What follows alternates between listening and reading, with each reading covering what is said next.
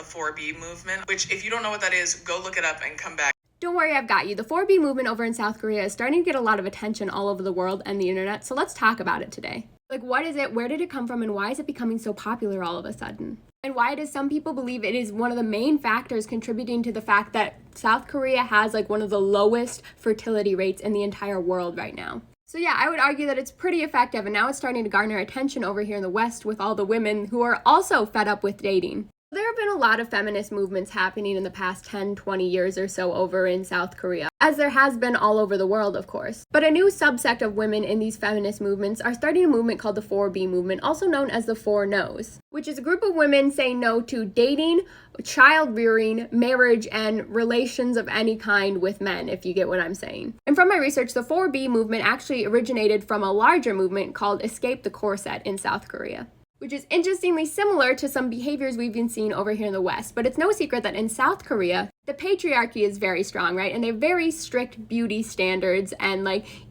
things you're supposed to adhere to. And a lot of women shared their stories about how they always felt like they had to have a certain amount of makeup every time they left the house. They had to look a certain way, act a certain way, fit in with society a certain way. They had to buy new clothes every season, and it was just exhausting, and they couldn't afford to keep up with it anymore. Does this sound familiar at all? But of course, naturally, they hit a breaking point, and they formed the Escape the Corset movement. And part of the protest was that women just started destroying makeup and clothes altogether. But a lot of women noticed, of course, things weren't getting better, and the issues stemmed way deeper than just physical appearance. Women started to notice things like South Korea ranks 99 out of all 146 countries for gender equality. That's really bad. And articles started coming out with surveys that were reporting that 65% of women in the whole country didn't even want kids, and 42% didn't want to get married at all. And 80% of the people said the reason for that was because domestic violence was so bad. And on top of the fact that things were getting so bad over there, the South Korean government wanted to shut down the Ministry of Gender Equality and Family, which was the place that is supposed to be supporting women. And they started removing terms like gender equality from textbooks. They also noted, of course, that the gender pay gap was huge over there, and there was wild amounts of discrimination from anyone who did choose to become a mother, so why would you want to?